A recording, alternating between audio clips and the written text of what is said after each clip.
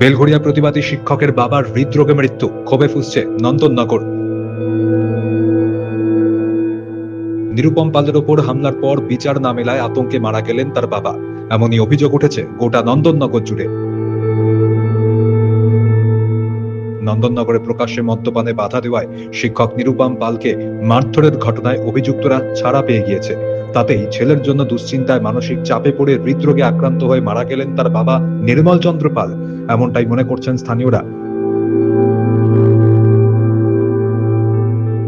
আতঙ্ক যে আমার পরিবার আমরা কিভাবে তখন আবার যে ওরা অ্যাটাক করবে না তার তো কোনো গ্যারান্টি নেই। তাহলে এই বিচারের মানে নিভৃতে কাঁদে ব্যাপারটা এরকম। কারণ আজকে যারা ধরা পড়লো তারা ছাড়া পেয়ে গেল, অথচ কোনো শাস্তি হলো না। আদৌ আগামী দিনে কি হবে এটা নিয়ে আমরা প্রত্যেকেই দ্বন্দ্বতে রয়েছি, ভীষণ ভীষণ চিন্তিত রয়েছি। আমরা রাস্তাঘাটে কোনো প্রতিবাদের ভাষা আমরা হারিয়ে ফেলছি।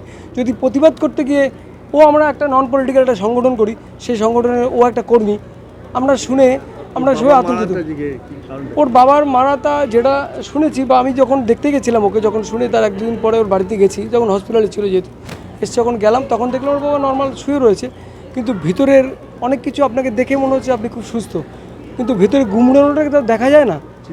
চিন্তা ভীষণভাবে আক্রান্ত যে ছেলে আজকে এই প্রতিবাদ করতে গিয়ে তারা এই পরিস্থিতির সারা রাজ্যে কি চলছে। পুত্রের ওপর হামলায় আতঙ্ক আর অপরাধীদের মুক্তিতে ভয় কাটছিল তার প্রতিটি দিন। পুত্রকে হেনস্থার কোনো প্রতিকার হলো না, বরং দুষ্কৃতীরা বুক ফুলিয়ে ঘুরছে। আমি প্রতিবাদ করেছি, তো তারা ছাড়া পেয়েছে শুনে খুব টেনশনেই ছিল বাবা। এটা মানসিক চাপে ছিল। আমি বাইরে বেড়াই টিউশনি করতে, ছেলেটা ছোট, বাইরে সে খেলাধুলা করতে যায় এদিক ওদিক। এটা মানসিক টেনশন করছিল খুব। মাঝে মাঝেই বলছিল যে বাবু ভাইকে একটু দেখে রেখো, ভাইকে একটু দেখে রেখো। আমার বাবা বলছে ভাইকে একটু দেখে রেখো, মনটা খারাপ লাগছে আমার, ভাল লাগছে না। কি চান? কী চাই, তো দেখলাম যে ধরা পড়লো, ছাড়া পেয়ে গেল। এটা মানে মানতে পারছি না কিছুতেই। তাড়াতাড়ি ছাড়া পেয়ে গেল, 3 দিন 4 দিন অ্যারেস্ট হয়ে ছাড়া পেয়ে গেল সবাই। আমার চিন্তা করতে করতেই আমার বাবা হয়ে গেল। এই প্রতিবাদ করেছি, আমার বাবা টেনশন করছে।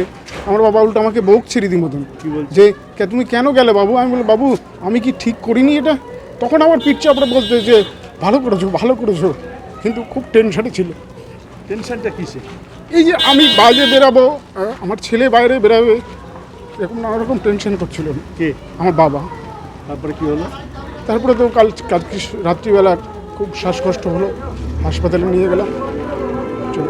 ছেলে যে কোনো সময় ফের হামলার শিকার হতে পারে, এই আতঙ্কের কথা সবসময় নিকটজনকে বলতেন তিনি। এরপরেই হৃদরোগে আক্রান্ত হয়ে চলে গেলেন প্রতিবাদী নিরুপম পালের বাবা। স্বাভাবিকভাবেই এই মৃত্যুকে ঘিরে ক্ষোভে ফেটে পড়েছে গোটা এলাকা। এর জন্য তারা প্রশাসনিক দুর্বলতাকেই দায়ী করেছেন।